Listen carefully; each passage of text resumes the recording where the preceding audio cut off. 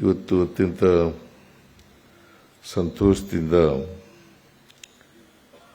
ಲಂಕೇಶ್ ಅವರ ಟೀಕೆ ಟಿಪ್ಪಣಿ 3 ಸಂಪುಟಗಳು ಹಾಗೂ ಲಂಕೇಶ್ವರ ಕಥೆಗಳ ವಿಡಿಯೋ ಬುಕ್ ಬಿಡುಗಡೆ ಮಾಡತಕ್ಕಂಥದನ್ನು ಬಹಳ ಸಂತೋಷದಿಂದ ಮಾಡಿದ್ದೇನೆ ಅಂತಕ್ಕಂಥ ಮಾತುಗಳನ್ನು ಈ ಸಂದರ್ಭದಲ್ಲಿ ಹೇಳಲಿಕ್ಕೆ ಬಯಸ್ತಾ ಇದ್ದೇನೆ.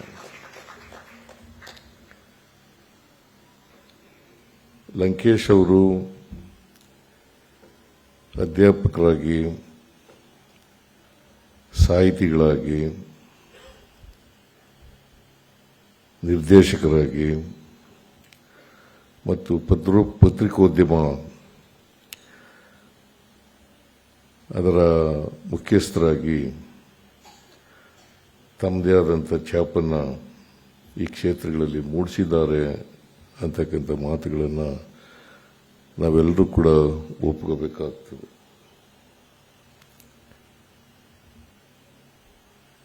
ನನಗೆ ಲಂಕೇಶ್ ಅವರಿಗೆ ಪರಿಚಯ ಆದದ್ದು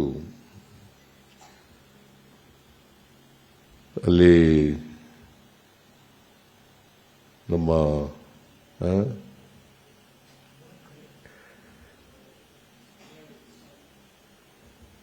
ಅವರು ಒಂದು ಸಿನಿಮಾ ತೆಗೀತಾ ಇದ್ರು, ಎಲ್ಲಿಂದಲೋ ಬಂದವರು ಅಂತ. ಇವರು ಒನ್ ಆಫ್ ದಿ ಪ್ರೊಡ್ಯೂಸರ್ಸ್ ಅಲ್ಲ,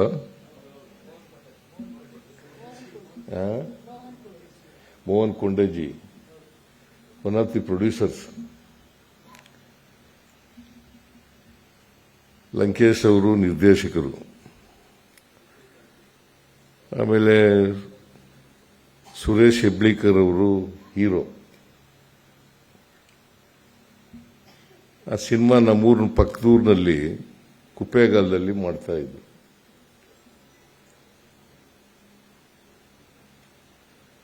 ಇಡೀ ಸಿನಿಮಾ ಕುಪ್ಪೇಗಾಲದಲ್ಲೇ ಮಾಡಿದ್ದು. ಮೈಸೂರಿನ ಸ್ವಲ್ಪ ಚಿತ್ರೀಕರಣ ಇತ್ತು, ಮೈಸೂರು ನಗರದ್ದು. ಮಹೇಶ್ ಅಂತ ಅವರು ಇವರ ಅಭಿಮಾನಿ, ಲಂಕೇಶ್ ಅವರ ಅಭಿಮಾನಿ. ಅವ್ರ ಮನೆಯಲ್ಲೇ ಸಿನಿಮಾ ನಡೀತಾ ಇತ್ತು. ನಾನು ವಕೀಲನಾಗಿದ್ದೆ ಆಗ. ನಾನು ವಾರಕ್ಕೊಮ್ಮೆ ಕುಪ್ಪೇಗಾಲಕ್ಕೆ ಹೋಗ್ತಿದ್ದೆ. ಸಾಮಾನ್ಯವಾಗಿ ಶನಿವಾರ ಭಾನುವಾರ ಬಂದರೆ ರಜಾ ದಿನಗಳಲ್ಲಿ ಕುಪ್ಪೇಗಾಲಕ್ಕೆ ಹೋಗ್ತಿದ್ದೆ. ಮಹೇಶ್ ನನಗೆ ಬಹಳ ಸ್ನೇಹಿತ. ಅಲ್ಲಿ ಹೋಗ್ತಾ ಇದ್ದೆ. ಆಗ ಸಿನಿಮಾದವರು ಕಂಡ್ರೆ ನನಗೆ ಅಷ್ಟೊಂದು ಆಗ್ತಾ ಇರಲಿಲ್ಲ.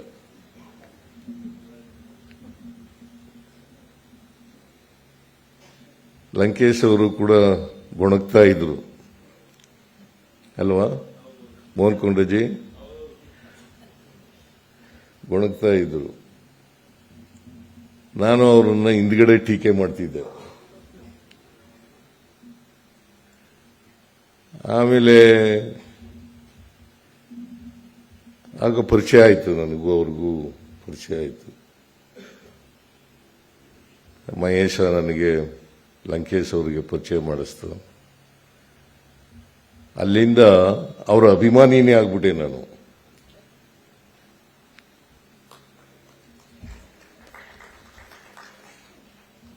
ಯಾಕಂತಂದ್ರೆ ಅವರು ಯಾವತ್ತೂ ಕೂಡ ಸಹಜವಾಗಿ ಮಾತಾಡೋರು. ಅದರಲ್ಲಿ ನಾಟಕೀಯವಾಗಿ ಆಗಲಿ ಬೇರೆ ವಿಚಾರಗಳಾಗಲಿ ಇರ್ತಕ್ಕಂಥ ವಿಚಾರಗಳಿರಲಿಲ್ಲ ಅವರಿಗೆ. ಸಹಜವಾಗಿ ಮಾತಾಡೋರು. ಒಂದೊಂದ್ಸಾರಿ ಸಿಟ್ಟು ಮಾಡ್ಕೊಳ್ಳೋರು.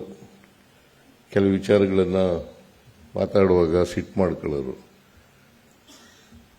ಜೊತೆಗೆ ನನ್ನನ್ನು ಅನೇಕ ಸಾರಿ ಅವರು ಪತ್ರಿಕೆ ಪ್ರಾರಂಭ ಮಾಡಿದ್ರು. 1980ನೇ ಇಸ್ವಿನಲ್ಲಿ ನಾನು ಆ ಪತ್ರಿಕೆ ಬಿಡುಗಡೆಗೂ ಕೂಡ ಹೋಗಿದ್ದೆ. ಲಂಕೇಶ್ ಪತ್ರಿಕೆ ಅಂತ ಹೇಳಿ. ಗುಂಡೂರಾಯರು ಚೀಫ್ ಮಿನಿಸ್ಟರ್ ಆಗಿದ್ರು. ಆಗ ಇವರೊಂದು ಪತ್ರಿಕೆ ಪ್ರಾರಂಭ ಮಾಡಿದ್ರು.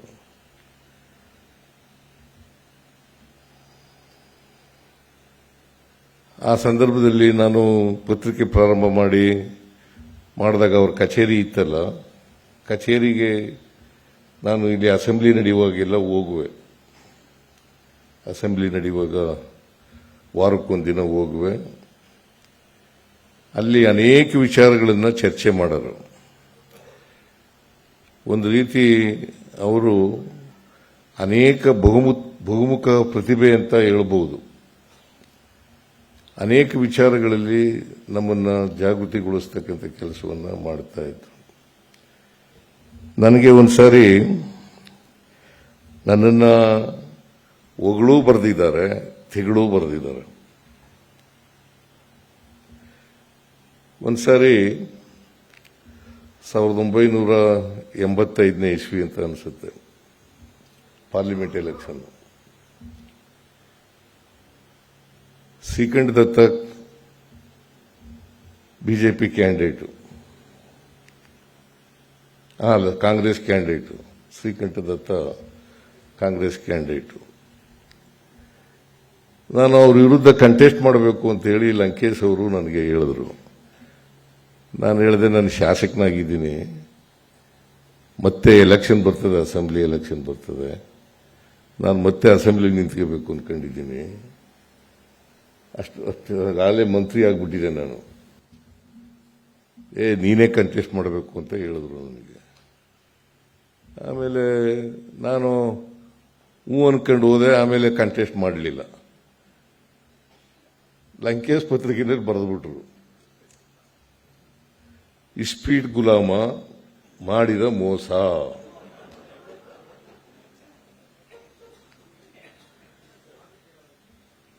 ನಾನು ವಕೀಲನಾಗಿದ್ದಾಗ ಇಸ್ಪೀಟ್ ಆಡ್ತಿದ್ದೆ.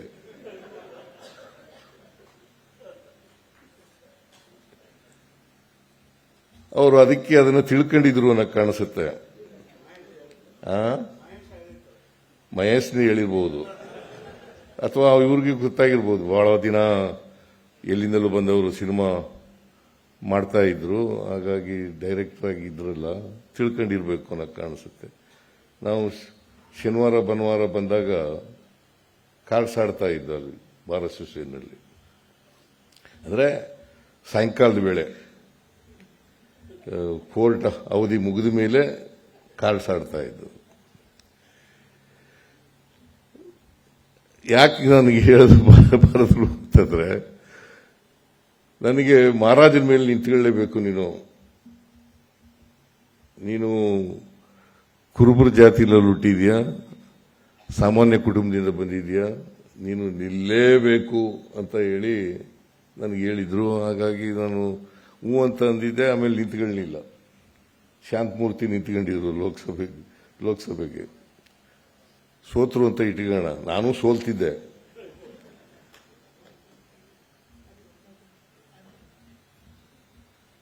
ಆಗ ಇನ್ನೊಂದು ಪ್ರಕರಣ ಏನಪ್ಪಾ ಅಂತಂದ್ರೆ, 94-95ರಲ್ಲಿ ನಾನು ಹಣಕಾಸಿನ ಮಂತ್ರಿ ಆದೆ. ಆಗ ಲಂಕೇಶ್ ಪತ್ರಿಕೆಯಲ್ಲಿ ಸಿದ್ದರಾಮಯ್ಯನಿಗೆ 100 ಕುರಿ ಲೆಕ್ಕ ಹಾಕಕ್ಕೆ ಬರಲ್ಲ,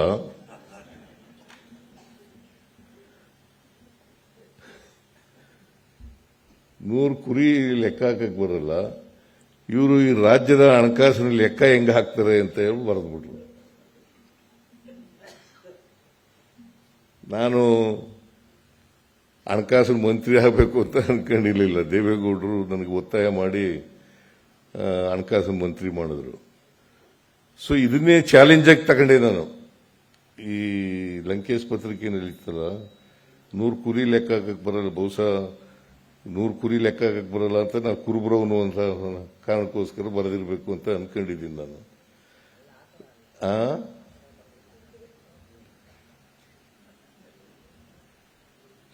100 ಕುರಿ ಲೆಕ್ಕ ಹಾಕಕ್ಕೆ ಬರಲ್ಲ, ಈ ರಾಜ್ಯದ ಲೆಕ್ಕ ಹೆಂಗಪ್ಪ ಹಾಕ್ತಾರೆ ಇವರು ಅಂತ ಬರೆದ್ಬಿಟ್ರು. ನಾನು ಅದನ್ನ